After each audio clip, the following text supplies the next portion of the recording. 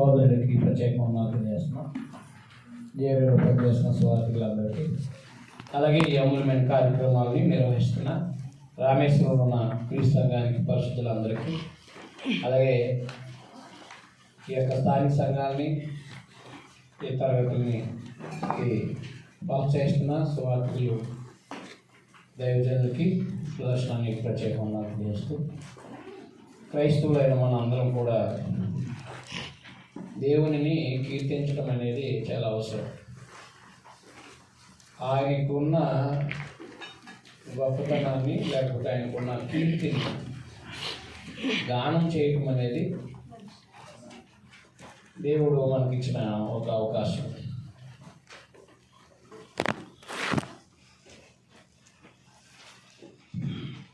అలాంటి కీర్తనలకు సంబంధించిన పుస్తకాన్ని మనం ఆలోచన చేయడానికి దేవుడు మనకిచ్చిన ధన్యత కొరకే ప్రత్యేకంగా అన్నా తెలియజేస్తూ,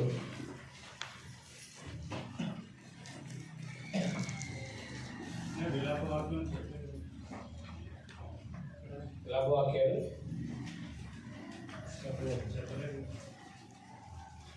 ఇర్మియా గ్రంథం చెప్పినప్పుడు చెప్పలేదా? చదివేసినట్టున్నాను. కర్మగీతాలు చెప్పేస్తాను.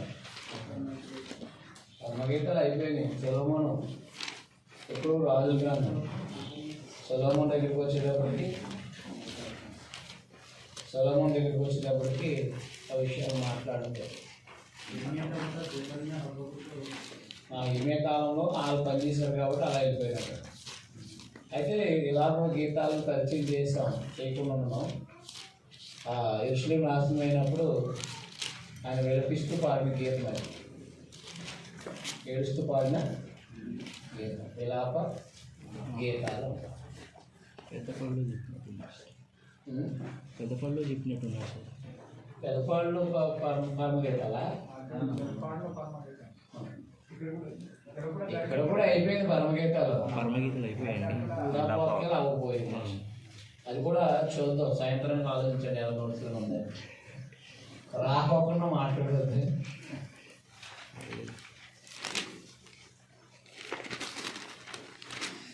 తెహీలీం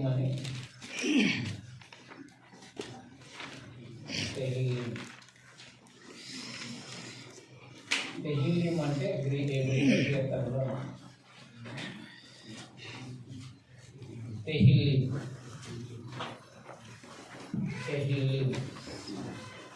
తెహీలీం అంటే కీర్తనలు.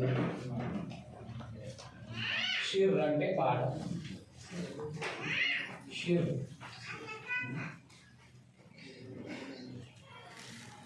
అంటే కూడా కీర్తన లేకపోతే పాటలు. కీర్తనలు అంటే ఏంటి?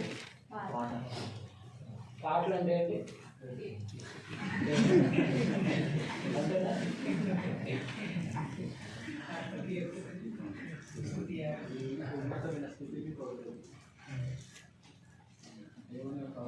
సరే, కొన్ని ఏదైనా వచ్చిన చూద్దామా? ఇదే చేసుకోండి. సరే చెప్తున్నారు కదా ఆన్సర్. చాలా తెలివైన వాళ్ళు. అయితే అట ఇట అంట.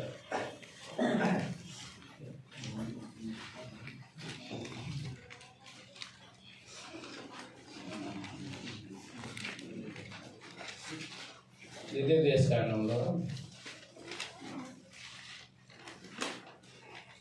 పదాధ్యాయం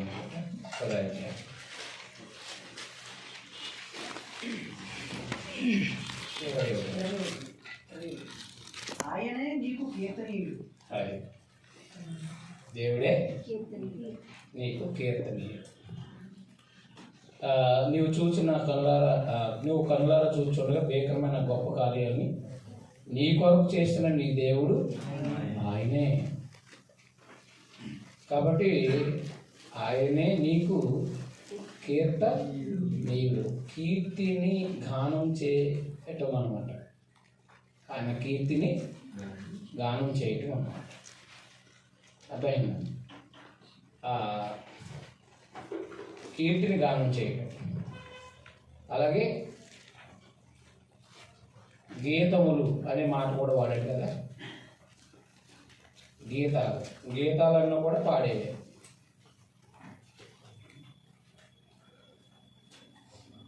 మొదటి దినవృత్తాంతాల గ్రంథం మనం నేను ఆలోచన చేసాం కదా.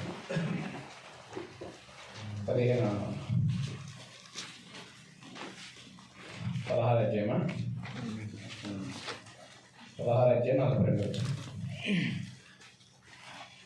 బోరను ఊదుటకును తాళములు వాయించటకును దేవుని గూర్చి పాడదగిన గీతములు. అర్థమైందా? కీర్తనలు, కీర్తిని గానం చేయటం, దేవుని కూర్చున్న పాడదగిన గీతములు. కాబట్టి కీర్తనలు, గీతములు, పద్యాలు ఇవన్నీ కూడా ఒక దేవుని స్తుతించడానికి, దేవుని మహింపరచడానికి, ఆయన కీర్తిని గానం చేయడానికి సంబంధించినవి అన్నమాట. అది మన పాలసీ ఎపిసి దేవుని గూర్చి గానం చేయటం అనేవి. అయితే దేవుని కీర్తించడం అనే ఈ కార్యక్రమాలు ఎక్కడే స్టార్ట్ అయినాయి అంటే నిర్గమాకాండము 15 అధ్యాయం నుంచి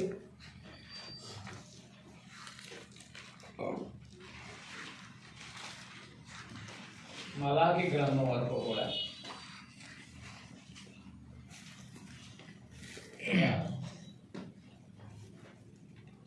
భక్తిపరులైనటువంటి వాళ్ళు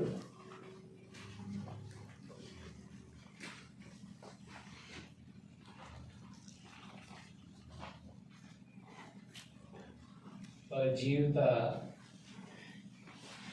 అనుభవాలను,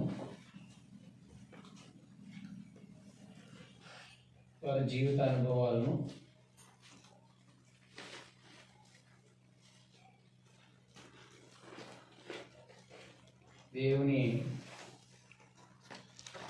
గొప్ప కార్యములను, దేవుని గొప్ప కార్యాలని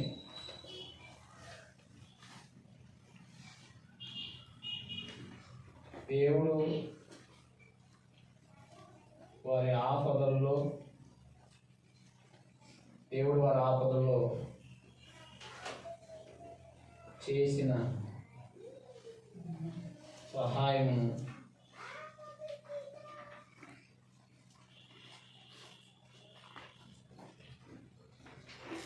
వారి జీవిత అనుభవాలని, దేవుని గొప్ప కార్యాలని, దేవుడు వారి ఆపదల్లో చేసిన సహాయములను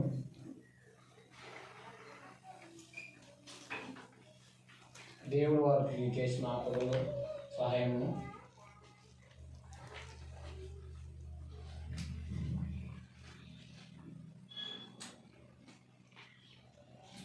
వారు అనుభవించిన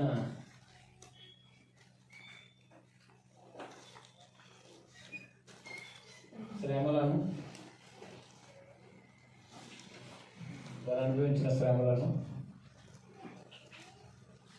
అంటే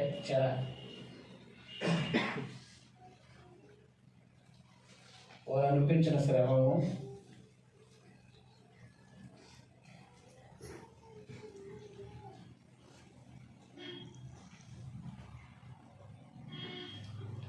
వారు అనుభవించిన శ్రమలని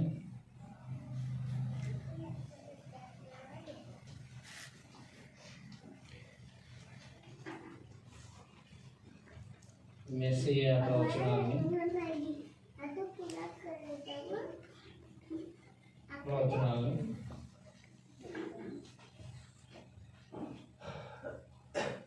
కీర్తనల రూపంలో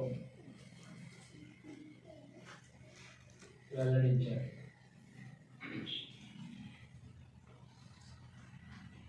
కీర్తన రూపంలో ఏం చేశారు? వెల్లడించారు. నిర్గమాకాండం 15 అధ్యాయం నుండి మలాకి గ్రంథం వరకు కూడా సుమారుగా 1000 సంవత్సరాలు కాలంలో పాడిన కీర్తనలన్నీ సమకూర్చబడ్డాయి అన్నమాట. అదైనా ఎక్కువ కీర్తనలు రాశారు కాబట్టి దావీదు అని ప్రస్తావించడం జరిగింది. ఎక్కువ కీర్తనలు రాశారు కాబట్టి దావీదు కీర్తనలు అన్నారు, కానీ నిజానికి దావీదు రాసిన కీర్తనలన్నీ కాదన్నమాట. నిర్గమాకాండం 15 నుంచి ప్రవక్తలు చూడండి ఒకసారి.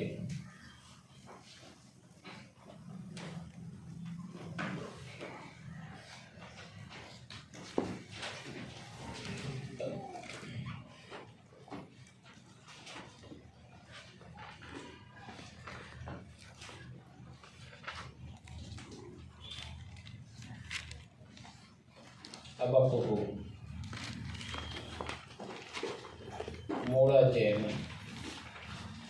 వరకు కూడా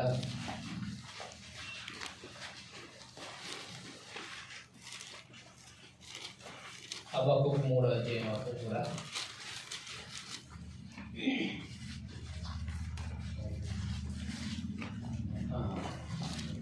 కీర్తనలు అనేవి భక్తిపరులైనటువంటి వారు పాడినట్టుగా మనం చూడవచ్చు. అదైనా ఒకసారి మనము వాటి గురించి ఆలోచి ఎక్కడెక్కడ ఎవరెవరు కీర్తన పాడారో ఒకసారి చూద్దాం. ఇశ్రాయేలీలు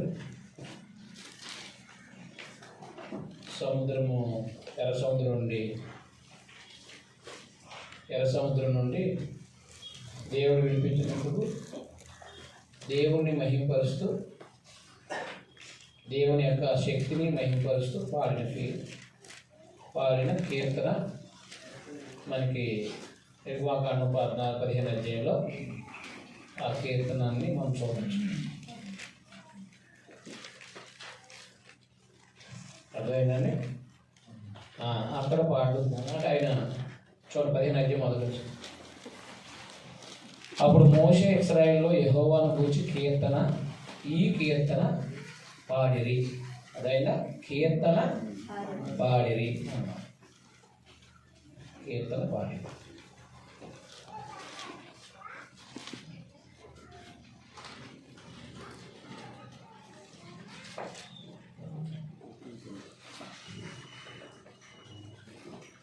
న్యాయాధిపతుల గ్రంథంలో మోషే కూడా ఒక కీర్తన పాడి వినిపించాడు కదా, దిదేవి చేస్తాను. మళ్ళీ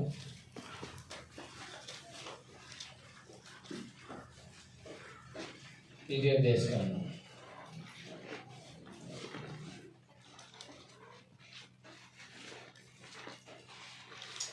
ముప్పై 32 అన్నమాట. 31వ అధ్యాయం 30. అతడు మోషే ఇశ్రాయేలు సర్వసమాజం యొక్క వినికిడిలో ఈ కీర్తన మాటలు శాంతముగా పలికాడు. ఈ కీర్తన 32లో ఆ కీర్తన గురించి మాట్లాడారు.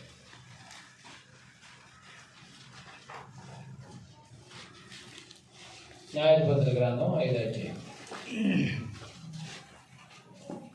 న్యాయాధిపతుల గ్రంథం 5వ అధ్యాయం. ఆ దినమున దెబోరాయు అభినోయాము కుమారుడైన బారాకును ఈ కీర్తన పాడిరి.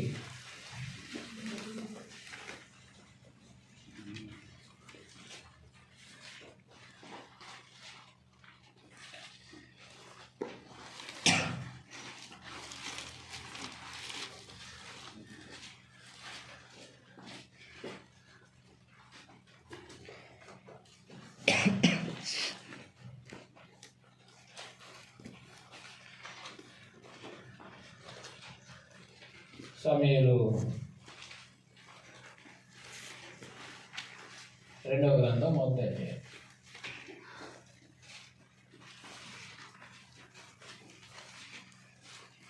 మొదటి అధ్యాయం 18.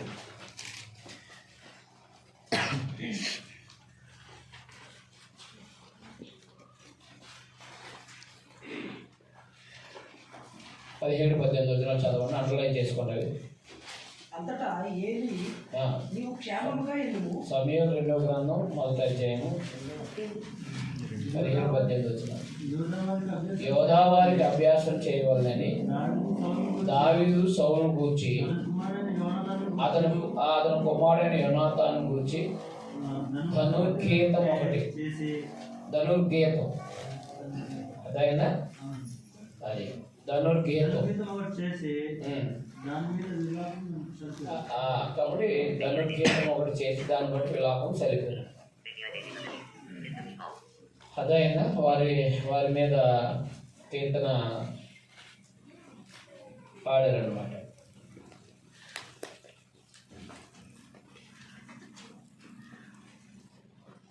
సమయాలు 2వ గ్రంథం లాస్ట్ 22 మొదటి నుంచి సమయాలు 2వ గ్రంథం. యెహోవా తన సౌలు చేతుల నుండి తన శత్రువుల చేతుల నుండి తప్పించిన దినమున దావీదు ఈ గీత వాక్యములను చెప్పి యెహోవాను స్తుతించాడు. అది చూసారా, గీత వాక్యములను చెప్పి కాబట్టి ఈ గీత వాక్యములను చెప్పి యెహోవాను స్తోత్రించాడు.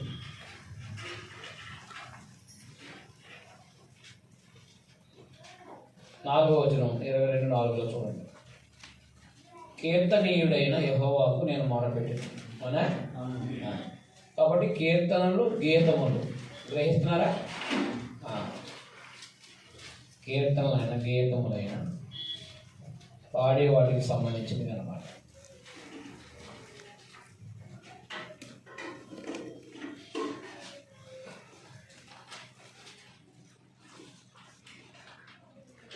రాజుల గ్రంథము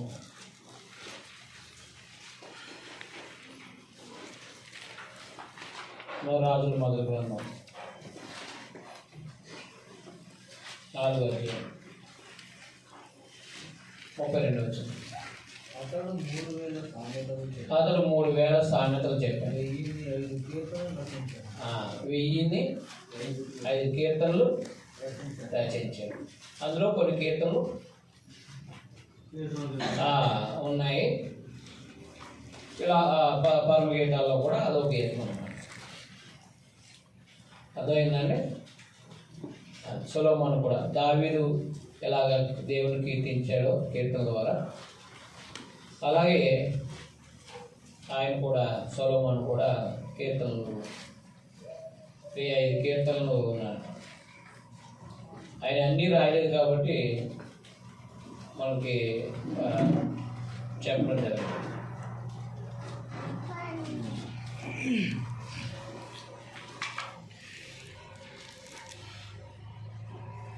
తర్వాత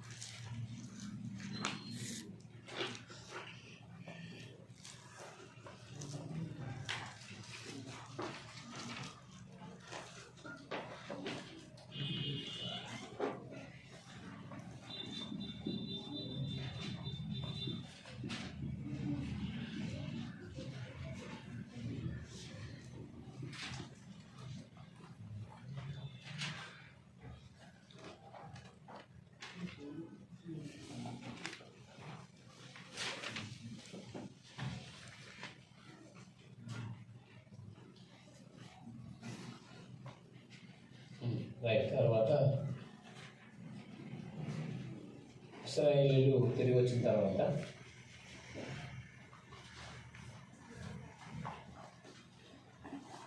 ఇశ్రాయేలు చెరలు తిరిగి వచ్చిన చెరలో పాడినవి ఉన్నాయి. చెరల నుంచి తిరిగి వచ్చిన తర్వాత కీర్తనలు అనేవి పాడడం జరిగింది కొన్ని.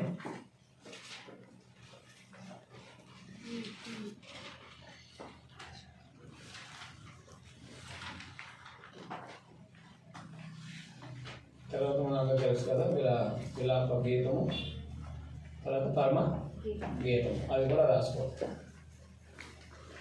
విలాప గీతము, పరమ గీతం.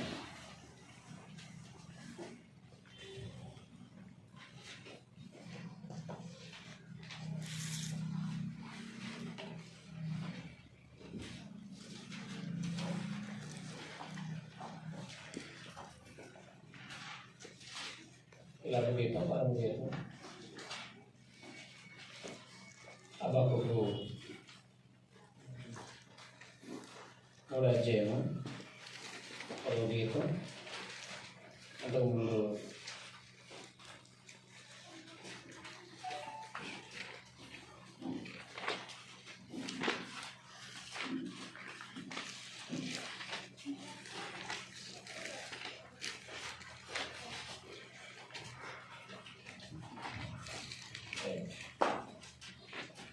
అలాగే భక్తి బదులైనటువంటి వాడు దేవుని యొక్క నామాన్ని, దేవుని గొప్పతనాన్ని ఏం చేశారన్నమాట, కీర్తన రూపంలో అనగా కీర్తించారన్నమాట.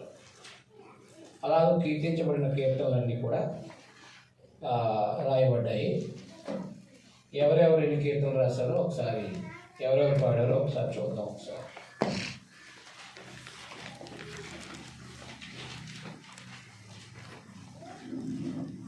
ఎవరెవరు ఆ రచనలు ఉన్నాయో మనకి గ్రంథంలో ఉన్నాయి కదా, అవన్నీ కూడా మనం ఆలోచించాలి.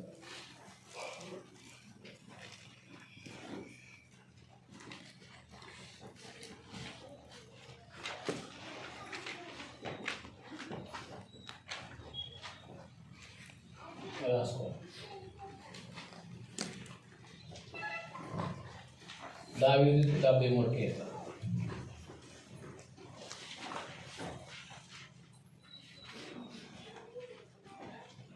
దావీదుకి 70.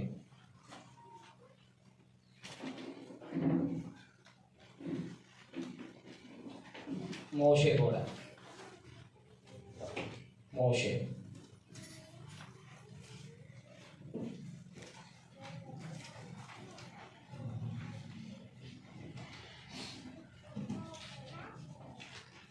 72, 127 సొలొమోను.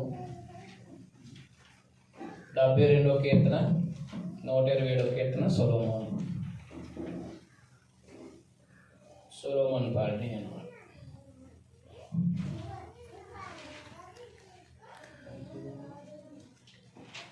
ఆసాఫు 12 కీర్తన.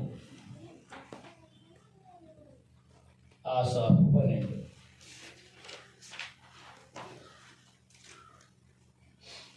హేమాన్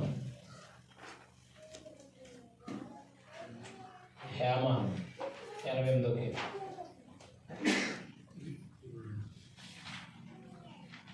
యాతాను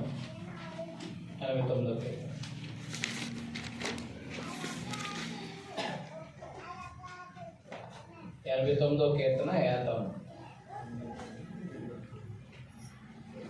హిజ్కియా 10 కీర్తనలు. హిజ్కియా 10 కీర్తనలు.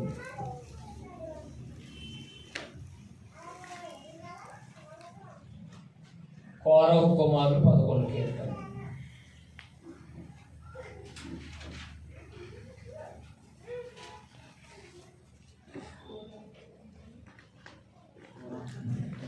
కోరహుకి 11 కీర్తనలు.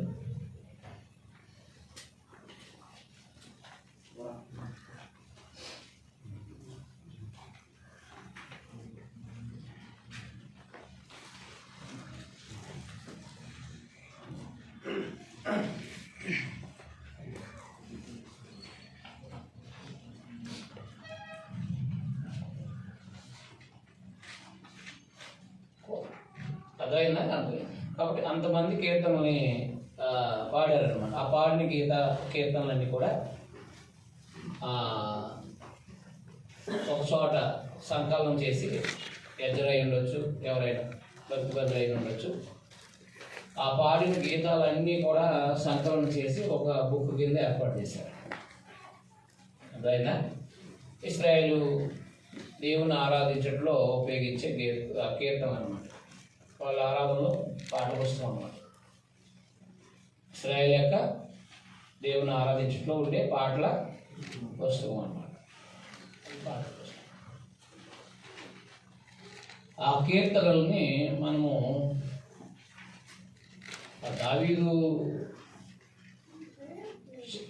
రాజు అవ్వక ముందు పాడిన కీర్తనలు ఉన్నాయి, రాజు అయిన తర్వాత పాడిన కీర్తనలు ఉన్నాయి, రాజు అయిన తర్వాత పాపం చేసినప్పుడు కూడా కీర్తనలు ఉన్నాయి. అదే అలాగే దావీదు జీవితం గురించి మనం తెలుసు, చదువుకొచ్చాం కదా. 1వ సమూయేలు గ్రంథం నుంచి 2వ సమూయేలు గ్రంథం, దినవృత్తాంతాలు. ఆయన చరిత్రలో సౌలు ఎన్నో శ్రమలు ఆయన పెట్టారు. ఆ శ్రమలో పాడిన కీర్తనలు ఉన్నాయి. తర్వాత ఆయన రాజు అయినప్పుడు పాడిన కీర్తనలు ఉన్నాయి. తర్వాత ఆయన పాపం చేసినప్పుడు పాడిన కీర్తనలు ఉన్నాయి. అలాగే భక్తిపరులైనటువంటి వాళ్ళు ఆయా సందర్భాల్లో అరణ్యంలో కానీ చెరలో కానీ ఇలా ఆయా సందర్భాల్లో పాడిన కీర్తనలన్నీ కూడా సంకలనం చేయబడి ఒక పుస్తకం కింద ఏం చేయబడ్డాయి అన్నమాట, రూపుదిద్దబడ్డాయి. కాబట్టి ఈ కాలం అంటే ఏంటంటే మనకి ఒకే కాలంలో ఒక చరిత్ర, ఒక పుస్తకం రాయబడినట్టుగా కాదు. అదైనా ఇప్పుడు ఆదికాండం ఉంది, మోషే ఒక కాలంలో రాశాడు. అదైనా మోషే ఒక కాలంలో రాశాడు. తర్వాత దావీదు ఆయన కాలంలో ఆయన పుస్తకాలు సమూయేలు ఒక కాలంలో రాయబడింది.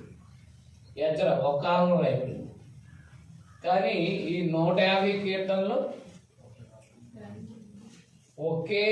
ఒక కాలంలో రాయబడినవి కాదనమాట. అంటే సుమారుగా 1000 సంవత్సరాలు, ఎన్ని సంవత్సరాలు? 1000 సంవత్సరాల చరిత్రలో పాడినాయి అనమాట. 1000 సంవత్సరాల చరిత్రలో పాడిన కీర్తనలు అన్నీ ఒక పుస్తకం. మనం కూడా చాలామంది ఎప్పటి నుంచో కట్టిన కీర్తనలు, మనం పుట్టకముందు కట్టిన కీర్తనలన్నీ ఇప్పుడు మన ఎదురుగుండా ఏమై ఉన్నాయి, పుస్తకాల కింద. ఆయన పుస్తకం రూపంలో మన సహోదరులు దేవదన్ గారు కూడా ఎప్పటి నుంచో రాయబడిన కీర్తనలన్నీ కూడా కొన్ని కరెక్షన్ చేసి ఒక బుక్గా సంకలనం చేశారా లేదా? అలాగే సుమారుగా క్రీస్తు పూర్వం 1440 నుండి 530 వరకు ఇశ్రాయేల్ చరిత్ర సాగింది. సుమారుగా ఈ 1000 సంవత్సరాలు కూడా భక్తిపరులైనటువంటి వాళ్ళు అనేక మంది భక్తిపరులు. ఇప్పుడు దాన్ని కోరవ కుమారులు ఉన్నారు. ఇప్పుడు కాలం ఇప్పుడు వాళ్ళదే. కోరవ కుమార్తెలు ఉన్నారా లేరా? కాలం ఇప్పుడు వాళ్ళదే. ఇశ్రాయేల్ ప్రయాణం చేసినప్పుడు, అవునా? సంఖ్యాకాండం కోరహు అని ఆయన మన 16 అధ్యాయంలో కనబడతాడు కదా సంఖ్యాకాండంలో.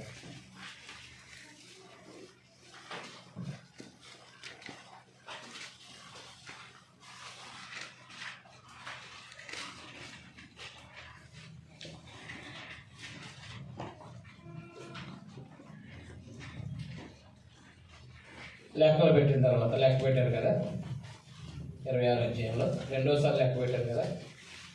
మొదటిసారి సేరాకొండ దగ్గర, రెండోసారి మోయాబు మైదానం. ఈ లెక్క పెట్టినప్పుడు కోరహు కుమారులు గురించి 9వ వచనంలో చెప్పారు.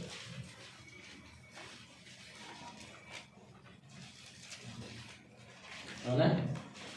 కోరహు తన సమాజంలో పేరు పడినవాడు. అతని సమాజంలో యెహోవాకు విరోధంగా వాదించినప్పుడు 26:8-9 సమాజంలో యెహోవాకు విరోధంగా వాదించినప్పుడు సమాజంలో మోసే అహరోనుకు విరోధంగా వాదించిన దాతాను అభిరాముడు వేరు. ఆ సమూహపు వారు మృతి పొందినప్పుడు అగ్ని 250 మందిని భక్షించినందున, ఏది 16 అధ్యాయం సంఖ్యాకాండం, అగ్ని 200 భక్షించినందున భూమి తన నోరు తెచ్చి వారిని కోరహును మింగివేసినందున వారు దుష్టాత్ములయ్యారు. అయితే కోరహు కుమారులు చావలేదు. కాబట్టి కీర్తనల పైన కోరహు కుమారుల యొక్క కీర్తనలని, కోరహు కుమారులు పాడిన గీతాలని చెప్పండి. అంటే వాళ్ళు ఎప్పుడు పాడారనమాట? ఎప్పుడు పాడి ఉంటారు? అరణ్యంలోను, అలాగే ఎక్కడ వచ్చిన తర్వాత, కానాన్ దేశం వచ్చిన తర్వాత కూడా వాళ్ళు పాడు భక్తిపరులు కాబట్టి. అదైనా ఖచ్చితంగా వాళ్ళు కానాన్ దేశం వచ్చారు. వాళ్ళ తండ్రి అంటే చనిపోడు, కానీ వాళ్ళ కుమారులు మాత్రం ఎక్కడికి వచ్చారు? మోయాబు దేశం దగ్గరకు వచ్చారంటే కానాన్ దేశం వచ్చినట్టే కాదా? కానాన్ దేశానికి వచ్చారు. వారి జీవితాల్లో లేకపోతే అంతకుముందు దేవుడు ఐగుప్తు నుంచి విడుదల చేసిన సందర్భాలు బట్టి వాళ్ళు అవి మనసులో పెట్టుకుని పాడతారు అన్నమాట. ఇప్పుడు మనం కీర్తనని ఎలా అర్థం చేసుకోవాలి అంటే, ఏ కాలంలో ఆ కీర్తన పాడబడిందో భక్తుడి చేత ఆ కాలం యొక్క చరిత్రను మనసులో పెట్టుకుని ఆ కీర్తన భావాన్ని మనం అర్థం చేసుకోవాలి. మనం పాడడం రాదు కదా, రాదు కదా, మన కీర్తన పాడడం రాదు. కాబట్టి పాడడం రానప్పుడు ఏం చేయాలంటే దాని భావాన్ని అర్థం చేసుకోవాలంటే. ఎలా చెప్పండి ఒకసారి, కీర్తన ఎలా చదవాలి? ఏ కాలంలో కీర్తన రాయబడిందో ఆ కీర్తన ఆ కాలం యొక్క పరిస్థితిని మైండ్లో పెట్టుకుని ఆ కీర్తనను అంతేనా? మన వాళ్ళు ఏంటి, మరి మసాక్ వాళ్ళు ఏంటి అద్భుతంగా మాట్లాడేస్తారు, వాళ్ళకి తెలిసింది కీర్తన దేనికి సంబంధం ఉండదు ఇంకా, అవునా కదా? ప్రవచనాలు మాత్రమే ప్రవచించబడినాయి మెస్సియాకి సంబంధించి. 2వ కీర్తన కానీ 16వ కీర్తన కానీ, అవునా, 22వ కీర్తన కానీ 110వ కీర్తన కానీ తర్వాత మనం స్టడీ చేయాలి. మెస్సియాకి సంబంధించిన కీర్తనలు దావీదు ప్రవచించి ఉన్నాయి. అవి మాత్రమే ప్రవక్త యొక్క ప్రవచనాలు అంతే. మిగతా అన్నీ కూడా భక్తిపరుల యొక్క జీవిత అనుభవాలని వ్యక్తపరిచారన్నమాట. దేవుని గొప్పతనాలని, సృష్టి యొక్క దేవుడు చేసిన సృష్టిని బట్టి, సృష్టి కార్యాలను బట్టి దేవుని మహింపరిచారు, దేవునికి స్తుతియాగాన్ని సమర్పించారన్నమాట. లేకపోతే అది కీర్తన రూపంలో పాడారు దేవుని యొక్క గొప్పతనం. ఆయన సహాయాన్ని, ఆయన అద్భుతమైన సహాయాన్ని పాడారు. ఆయన సందేశాన్ని గణపరుస్తూ పాడారు. ఆయన సందేశాన్ని, ఆయన మాటలను, అంటే ఆయన సందేశం, దేవుని మాటలు ఎంత గొప్పయో ఆ సందేశాన్ని ఉద్దేశించి పాడారు. ఇలాగున పాడారు. అయితే ఆ పాడిని అన్నీ కూడా వాళ్ళ అనుభవాలే తప్ప దేవుని మాటలు మాత్రం కాదు. అంటే ధర్మశాస్త్రం కాదది. అదైనా యేసుప్రభు చెప్పారు, ఏది లోక 24:44 నన్ను గూర్చి రాయబడ్డాయి అంతే. కీర్తనలు ఏం చేయబడ్డాయి? నన్ను గూర్చి రాయబడ్డాయి, ప్రభు గురించి రాయబడ్డాయి ప్రవచనాలు. కానీ దేవుడు ప్రజలతో మాట్లాడిన సందేశం కాదు, అనగా ధర్మశాస్త్రం లాంటిది కాదు అన్నమాట. ధర్మశాస్త్రం లాంటిది కాదు, మొదటి గుర్తుపెట్టుకోండి. అంటే దేవుడు తన ప్రజలకు ఇచ్చిన ధర్మశాస్త్రం లాంటిది కాదు, మొట్టమొదటి విషయం, అవునా? రెండవది ఏంటి? రెండవది దేవుని సందేశం కానప్పుడు ఏంటది? రెండవ సందేశం ఏంటన్నమాట, వారి జీవిత అనుభవాలని బట్టి వారి జీవిత అనుభవాల్లో దేవుడు చేసిన ఉపకారాలని కీర్తిస్తూ ఆయనకి గానం చేశారు. ఆయన కీర్తిని ఏం చేశారు? గానం చేశారు. అది విషయం. మూడవది, అది పద్యము లేకపోతే కావ్య రూపంలో రాయబడింది కదా. కీర్తనలు అనేవి ఎలాంటి? కావ్య రూపం. ఆ కావ్య రూపాన్ని కావ్య రూపంలోనే అర్థం చేసుకోవాలి. చరిత్ర కింద చదవకూడదు. దేని కింద చదవకూడదు? చరిత్ర కింద చదవకూడదు. అంటే అర్థం ఏంటి? ఒకదాని తర్వాత ఒకటి సంబంధం ఉన్నట్టుగా చదవకూడదు. అర్థమైందా? చరిత్ర ఏంటి? ఒక వచనానికి ఏముంటుంది? సంబంధం ఉంటుంది. అంటే ఇప్పుడు దావీదు రాజు అయ్యాడు. రాజు అయిన తర్వాత ఆయన మొట్టమొదటిగా ఈ పని చేశాడు, ఆ పని చేశాడు, ఆ చేశాడు, అలాగే అది ఉంటుంది అన్నమాట. చరిత్ర అయితే ఒకగా ఉంటుంది. కీర్తనలు అయితే అలా ఉండదు. అర్థమైందా? కాబట్టి ఈ కీర్తనలు ఎలా ఉంటాయంటే పైన చెప్పిన దానికి కింద చెప్పిన దానికి సంబంధం ఉండకపోవచ్చు. అర్థమైందా? పైన ఒకటి కింద, అంటే పైన 2 లైన్లకి సంబంధం వేరు, కింద 2 లైన్లు సంబంధం వేరు. అంటే చరిత్ర కాదన్నమాట. పైది కిందది సంబంధించిన చరిత్ర ఒకటి, చరిత్ర ప్రకారంగా చదవకూడదు. అర్థమైంది? భావాన్ని అర్థం చేసుకోవాలి తప్ప ప్రతి వచనాన్ని, ప్రతి వాళ్ళ లైన్ని ప్రతి లైన్ని మనము సందేశంగా తీసుకోకుండా కీర్తన అంతటినీ చదివి భావాన్ని అర్థం చేసుకోవాలంతే. చరిత్ర అయితే చదువుతూ ఉంటే అర్థమవుతుంది ఏమేమి జరుగుతుందో. మరి కీర్తన తన భావాన్ని వ్యక్తం చేశాడు కదా, తన జీవిత అనుభవాన్ని వ్యక్తం చేశాడు కాబట్టి ఆ జీవిత అనుభవంలో ఆయనకి తగిలిన గాయము అక్కడ ఏంటో అనేది అదంతా చదివాక అప్పుడు మనము ఆ కీర్తన ఎక్స్ప్లెయిన్ చేయాలన్నమాట. అర్థమైందా అర్థమలేదా? అంతేగాని సగం సగం చెప్పేసి మన ఇష్టం వచ్చినట్టు చెప్పేసి మిగతా దాన్ని ఆలోచించకపోతే ఆయన ఏ ఆలోచనతో పాడాడో తెలియదు అన్నమాట. అంటే ఉదాహరణకి 51వ కీర్తన ఆయన బెత్షెబతో పాపం చేసినప్పుడు పాడిన గీతం. అప్పుడు మనం 2వ సమూయేలు గ్రంథం 12వ అధ్యాయాన్ని మైండ్లో పెట్టుకుని 11-12 అధ్యాయాలు మైండ్లో పెట్టుకొని అంటే ఆ భావాన్ని ఆ యొక్క చరిత్ర మైండ్లో పెట్టుకొని ఆయన ప్రతి మాట కీర్తన అంతా కూడా చదివిన తర్వాత ఆ భావం అంతటిని ఎక్స్ప్లెయిన్ చేసి చెప్పాలి. అంతేగాని ఒక్కొచ్చారు అంటే 127వ కీర్తన కుమారులు దేవుడిచ్చు గర్భఫలం దేవుడిచ్చు బహుమానం, కుమారులు ఆయన అనుగ్రహించు స్వాస్థ్యం. గర్భఫలం ఏంటి, స్వాస్థ్యం ఏంటి? గర్భఫలం ఏంటి, కుమారులు ఏంటి? గర్భఫలం ఆడవాళ్ళను, కుమారులు మగవాళ్ళు కాదు. గర్భఫలం ఏదైనా స్త్రీ అయినా పురుషుడైనా ఏమంటారు దాన్ని? గర్భఫలమే, దేవుడిచ్చేది. గర్భఫలం దేవుడిచ్చు. ఏ గర్భఫలం? స్త్రీ అయినా పురుషుడైనా గర్భం యొక్క ఫలం దేవుడిచ్చే. అర్థమైందా? మనము అది ఇది అది అది అని మన ఆయన పెద్ద ఆయనలాగా మాట్లాడమనుకో, మనము కీర్తనని భావాన్ని అర్థం చేసుకున్న వాళ్ళము కాదు. అందుకని దేవుని పిల్లలుగా కీర్తనగా చదవాలి. అంటే మనం ఇప్పుడు ఆ కీర్తన భావం అర్థం కావాలంటే ఈ కీర్తన చదవాలి. ముందుగా ఈ 5 భాగాలుగా కీర్తనలు విభజించబడ్డాయి. అది మీరు ఒకసారి చూడండి. ఎక్కడైనా 5 భాగాలుగా విభజించబడ్డాయి. తెలుసా మీకు? తెలుసు తెలుసు తెలుసు తెలుసు అంతేనా? తెలుసు తెలుసు.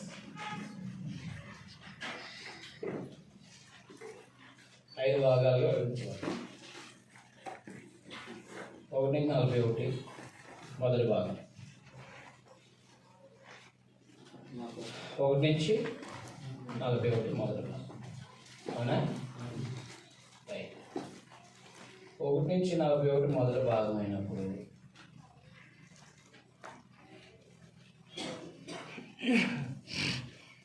తెహిల్యం అంటే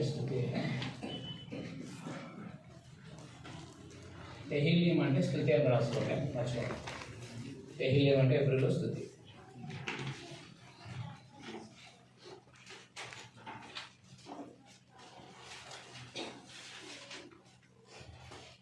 ఒకటి నుంచి 41 కదా.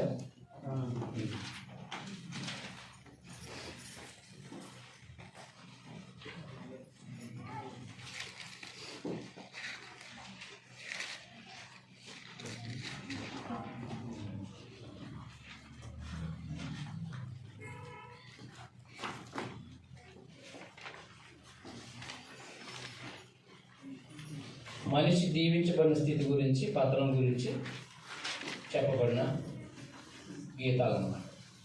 1-41 భాగం చూడండి. అక్కడ ప్రథమ స్కందం, ద్వితీయ స్కందం అని ఉందా?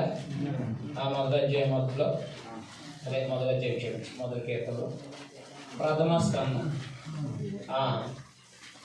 మనిషి దీవించబడిన స్థితి, అదే ఇశ్రాయేలు దీవించబడిన స్థితి, పతనాన్ని మరియు పునరుద్ధరణని తెలియపరిచేది.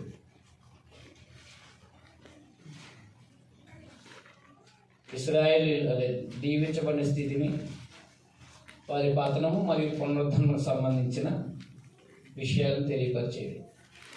1-41 కీర్తన.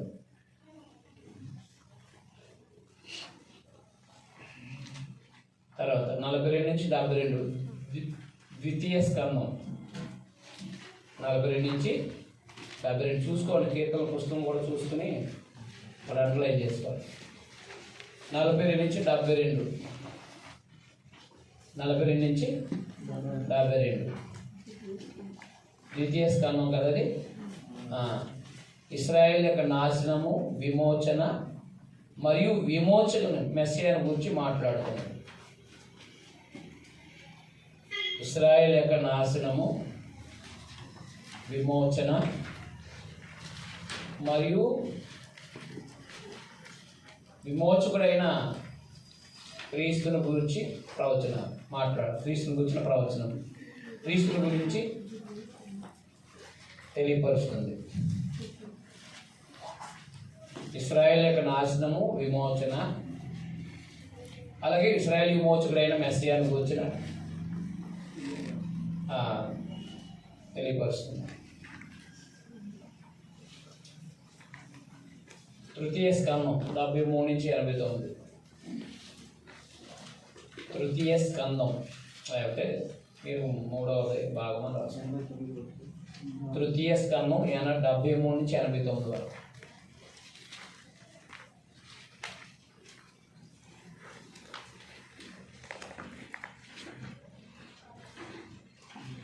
దేవుని ఆలయమును గూర్చి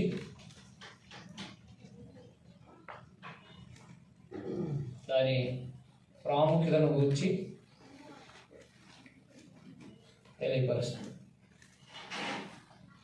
తెలియపరుచున్నవి కీర్తనలు కదా. దేవుని ఆలయమును గూర్చి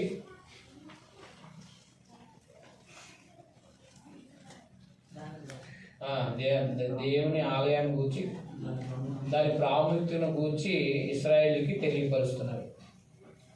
ఇశ్రాయేలుకి తెలియపరుచున్నవి కీర్తనలు కదా, మరి తెలియపరుచున్నవి అని పెట్టుకోవాలి. తెలియపరుచున్నవి.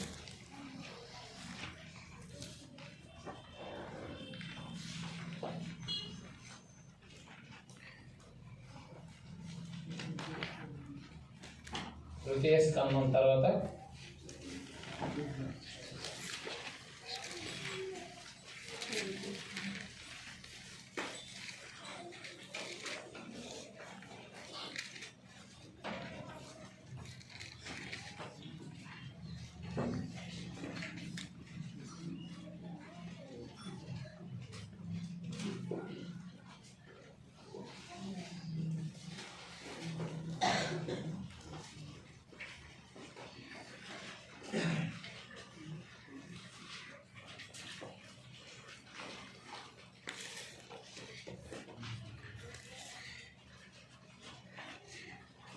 చతుర్థ స్కందం 90 నుంచి 106. చతుర్థ స్కందం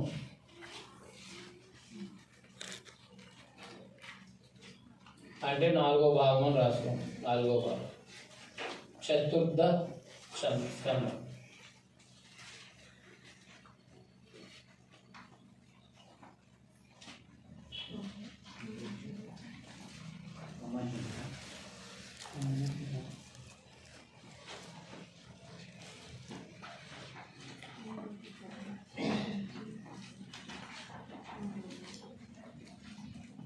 చతుర్థ స్కందం ఏం దేని గురించి చెప్పండి.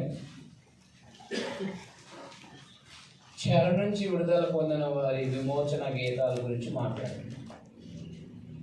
చెర నుంచి విడుదల పొందిన ఇశ్రాయేల్ విమోచన గీతాలు.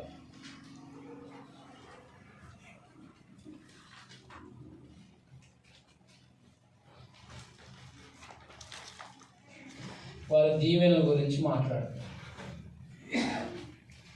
ఇశ్రాయేలు చెర నుంచి విడుదల పొందిన దాని గురించి, వారి దీవెనల గురించి మాట్లాడు. మాట తెలియజేస్తాను.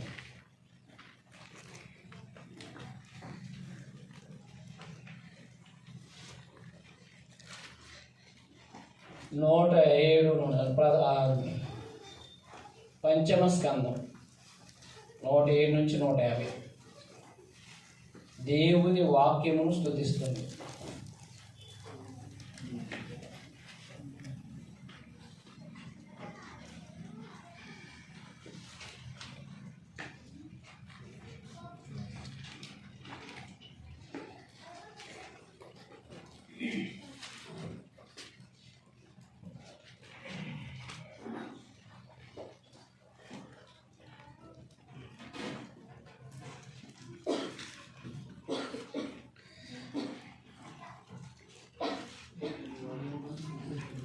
అదైనా ఇశ్రాయేల్ యొక్క పునరుద్ధరణ అంటే చెర నుంచి విమోచన సంబంధించి చెర విమోచన గీతాలు అనమాట. ఇది దేవుని వాక్యాన్ని స్తుతిస్తే గీతాలు, దేవుని వాక్యాన్ని స్తుతించే గీతాలు, అదే కీర్తన. పంచమ స్కందం బైబిల్ చూసారా? పంచమ స్కందం అని ఉందా? పంచమ స్కందం అంతా దేవుని వాక్యాన్ని స్తుతించే కీర్తన. 119 ఉందనుకోండి, దేవుని స్తుతించే కీర్తన, దేవుని వాక్యాన్ని స్తుతించే కీర్తన. ఈ వాక్యము నా హృదయంలో లేనప్పుడు నేను పాపం చేశాను, ఈ వాక్యం నన్ను బ్రతికిస్తుంది, అదే నన్ను నడిపిస్తుంది, ఆదరిస్తుంది, ఈ వాక్యమే అలాగున దేవుని వాక్యాన్ని స్తుతించే కీర్తన. అలాగున భక్తిపరులైనటువంటి వాళ్ళు వాటి భావాన్ని గ్రహించి వాటిని అలాగా మనకి అర్థమయ్యేలాగా చేశారు. కాబట్టి ఇవన్నిటినీ కూడా మనము వాటిని ఆ పరిస్థితిని బట్టి మనం అర్థం చేసుకొని చదవాలి. కొన్ని అటు ఇటు ఉంటాయి. అంటే ఏంటి?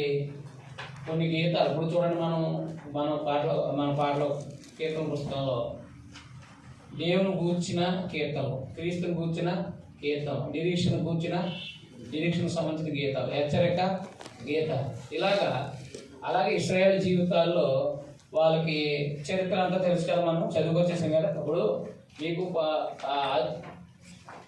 ఈ ఆదికాండం నుంచి మలాకి గ్రంథం తర్వాత అంటే చరిత్ర అంతా చెప్పిన తర్వాత మీకు కీర్తనలు ఎందుకు చెప్తున్నానంటే, ఆ చరిత్ర కాలం అంతట్లో రాయబడి కదా, ఆ చరిత్ర ఏమి అర్థం అవ్వకుండా, అసలు మనం చదువుకొచ్చే చరిత్ర ఏమీ అర్థం కాకుండా, చరిత్ర చదవకుండా, ఏ పుస్తకం అర్థం అవ్వకుండా కీర్తనలు ఎలా అర్థం చేసుకుంటాం?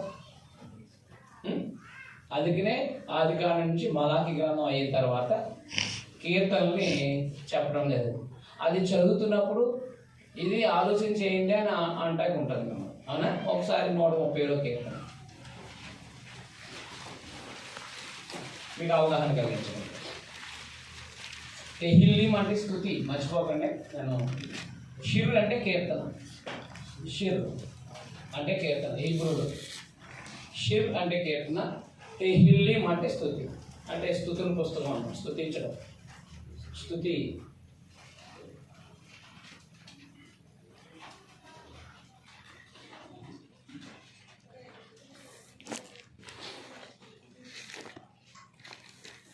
ఏమన్నా ఒక కీర్తన అయినా చదవలేదా?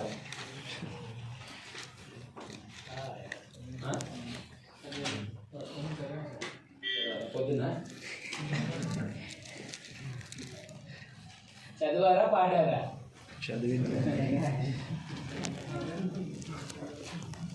రానప్పుడు ఏం చేయాలి మనం? అంతే, ఎవరికి రాదు, ఎవరా సమయంలో లేదు. మనకులా రికార్డింగ్ చేసి పెడితే కనుక ఏమైనా ట్రై చేసేది. మన వాళ్ళు ట్రై చేశారు చాలామంది కీర్తనలు, చాలా కీర్తనలు అంటే మన పట్టి కట్టారు కదా.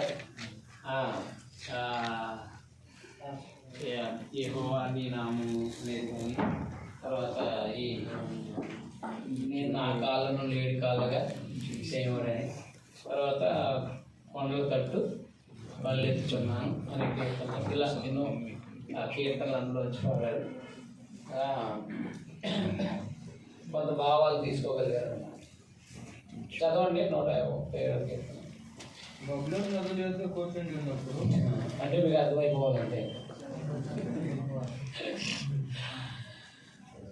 పాత నిబంధన అంటే చదువుకొచ్చాం కదా, అంతే ఏం అవసరం అండి. కూర్చున్నాం.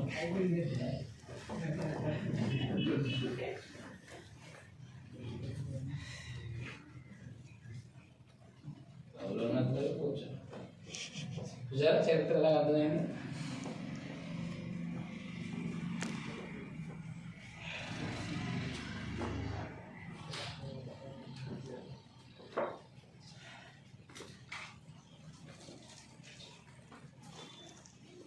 అలాగే చరిత్ర మనకి అర్థమవుతుంది అనమాట. కీర్తనలు అనేవి మనం పాడేటప్పుడు ఈజీగా విషయాలు అనేవి అర్థమవుతాయి. అది మనకు అర్థం కాకుండా రాయలేదు. అర్థమైందా? అర్థం కాకుండా మాత్రం రాయలేదు. మరో కీర్తన ఉదాహరణకి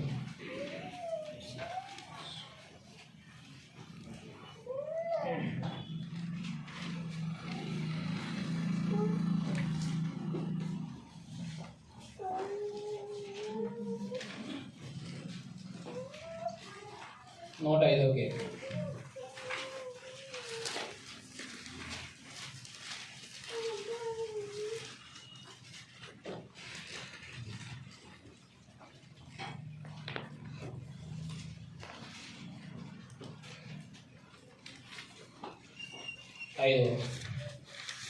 ఆయన దాసుడైన అబ్రహాము వంశస్థులారా, ఆయన ఏర్పరచుకున్న యాకోబు సంతతి వాళ్ళారా, ఆయన చేసిన ఆశ్చర్య కార్యములను జ్ఞాపకం చేసుకున్నది.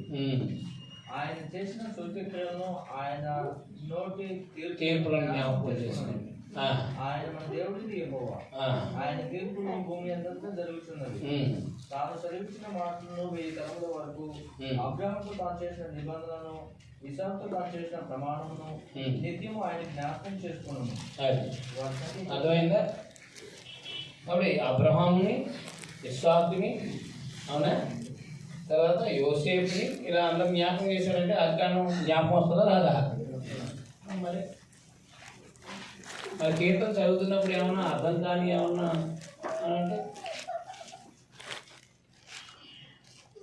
అంటే మనం అంత శ్రద్ధ పెట్టకపోవడం వల్ల ఆ భావాలు మనకు అర్థం కావట్లేదు. కానీ నిజానికి మనం ఆలోచిస్తే అర్థం కాదు ఏది ఉండదన్నమాట. అలాగున ఇశ్రాయేల్ యొక్క చరిత్రలో జరిగిన కార్యక్రమాలు,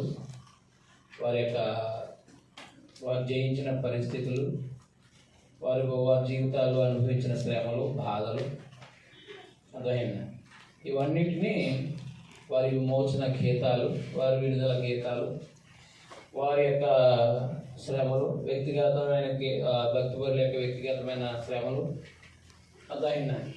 అలాగే దేవుడు మానవుని సమస్తాన్ని సృష్టించినందుకు సృష్టిలో దేవుని గొప్పతనానికి సంబంధించిన కీర్తనలు 19 ఉంది కదా, అన కదా, అక్కడే చెప్పేస్తాం. మొదటి చెప్పేస్తాం. ఏమైనా మొదటి లైన్ ఏం చెప్తుంది? 19వ కీర్తన మొదటి లైన్ ఏం చెప్తుంది? అంతే, ఆకాశములు. అంటే ఆ కీర్తన ఏం చెప్తుంది? దేవుడు చేసిన సృష్టిని బట్టి దేవుని సృష్టి దేవుని మహిమపరుస్తుంది. అంటే దేవుడు చేసిన సృష్టిని బట్టి దేవునికి మహిమ కలుగుతుంది అని ఆ కీర్తన భావం చెప్పేస్తుంది. అదైనా అంటే భక్తిపరుడు యొక్క శ్రమలో ఉండి పాడిన గీతమా, లేదా పాపంలో ఉండి పాపం నుండి మారు మనసు పొందిన గీతమా, లేదా ఇశ్రాయేల్ అందరూ చెరలో ఉన్నప్పుడు పాడిన గీతమా, లేదా చెర నుంచి విడుదల పొందిన గీతమా, లేదా ఆ దేవుని సందేశం దేవుని యొక్క వాక్యాన్ని గౌరవపరిచి పాడే గీతమా గ్రహించాలన్నమాట. ఇప్పుడు చాలా మటుకు అర్థమై ఉంటుంది. అర్థమైనా అర్థం అంటారా? తర్వాత కీర్తనల్ని భావం అంతటి గ్రహించాలన్నమాట. అర్థమైంది. కీర్తనలో అంటే మామూలుగా ఈ యొక్క కీర్తనలో అంటే పద్యాలు కాబట్టి ఆ అలంకారం ఉంటుంది, అలంకారికంగా చెప్పబడ్డది. అతిశయోక్తి అలంకారం ఉంటుంది. అలంకారాలు తెలుసు కదా. అలంకారము రూపకాలంకారము అదైంది. పోల్చి చెప్పడం అలంకారం. మరొకరితో మరొక దాన్ని పోల్చి చెప్పేది రూపక అలంకారం. అతిశయోక్తి అలంకారం అంటే ఉన్న స్థితిని గొప్పగా చెప్పేదాన్ని, వేరే ఉన్నతమైన దాంతో పోల్చేదాన్ని అనమాట. అలాగన ఆ కీర్తనల్ని చెప్పబడి ఉంటుంది. మీకు అర్థమైందా? అవన్నింటినీ కూడా మనం పైదాన్ని కిందదాన్ని వేరు భావంగా చెప్పడానికి ప్రయత్నం చేయకూడదు. పైన చెప్పిన దాన్ని కింద రెండో లైన్ని, ఆ రెండు లైన్ భావాన్ని అర్థం చేసుకోవాలన్నమాట. ఆ రెండు లైన్ భావాన్ని ఒక్కొక్కసారి విరుద్ధంగా ఉంటే, ఒక్కొక్కసారి ఏమో భావాన్ని రెండు వ్యక్తపరుస్తూ ఉంటాయి. అలాగున అర్థం చేసుకోవడానికి ప్రయాసపడాలి. ప్రతి కీర్తన దాని చరిత్ర అనగా ఇశ్రాయేల్ చరిత్రను మైండ్లో పెట్టుకుని మాత్రమే, ఇశ్రాయేల్ యొక్క చరిత్ర, భక్తిపరుల యొక్క జీవిత చరిత్రలు మాత్రమే మైండ్లో పెట్టుకుని కీర్తనలన్నింటినీ చదవాలన్నమాట. అలా చదివినప్పుడు భావాన్ని మనం అర్థం చేసుకోవడానికి ప్రయాసపడవచ్చు. మీరు అర్థమైందా?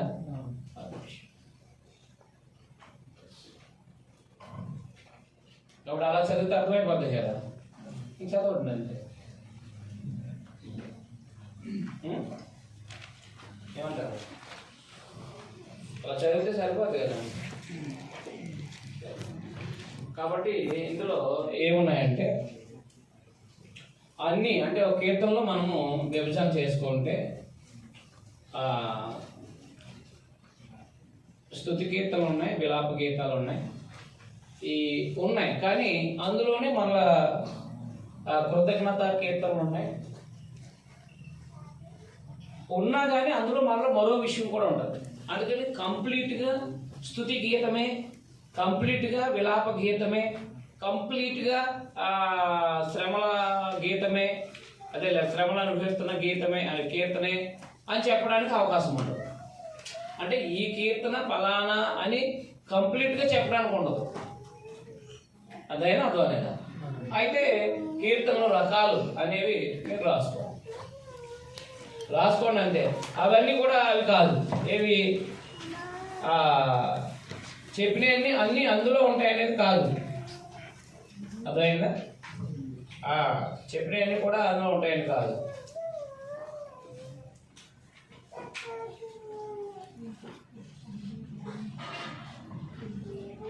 దేవుని స్తుతించే కీర్తనలు మొదటిది. దేవుణ్ణి స్తుతించే కీర్తనలు.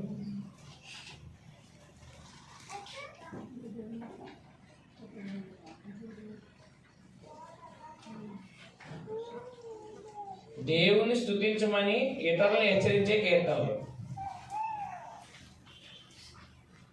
దేవుని స్తుతించమని ఇతరులను హెచ్చరించే కీర్తనలు.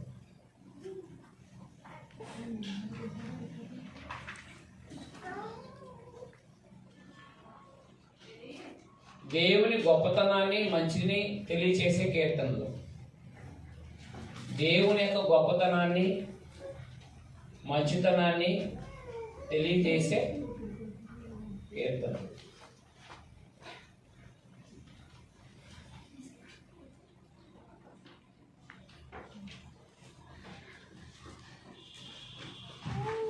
దేవునికి కృతజ్ఞతలు చెల్లించే కీర్తనలు. దేవునికి కృతజ్ఞతలు చెల్లించే కీర్తనలు.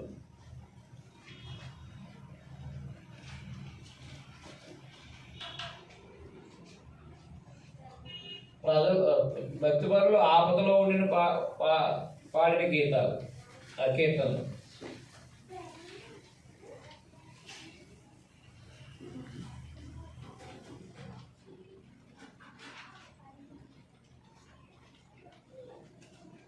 పాపం చేసిన వారు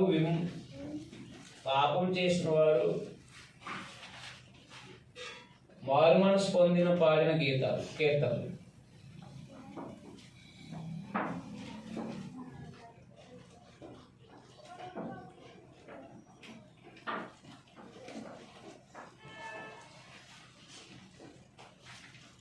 దుష్టత్వానికి తగిన శిక్ష దేవుడు రప్పిస్తాడు అని తెలియపరిచే కీర్తనలు.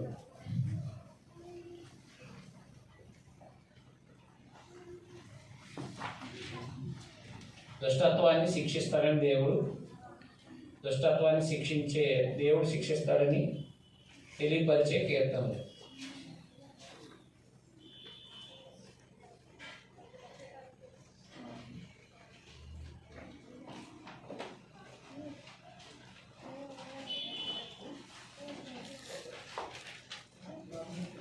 దేవుని వాక్యాన్ని స్తుతించే కీర్తనలు. దేవుని వాక్యాన్ని స్తుతించే కీర్తనలు.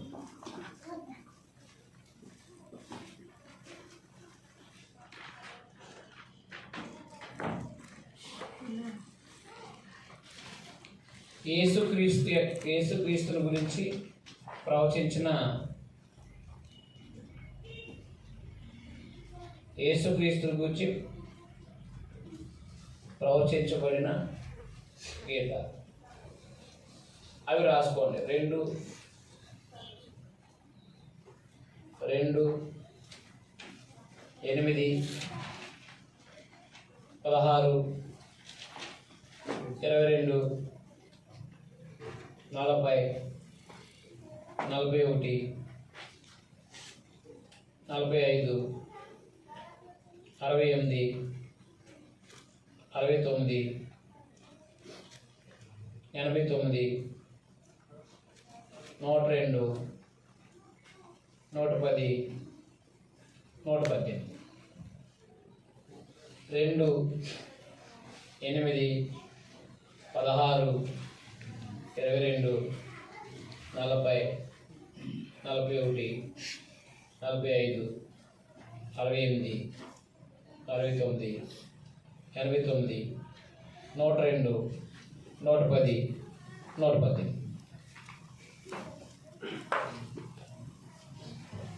అర్థమైందా? బ్రేక్ తీసుకో.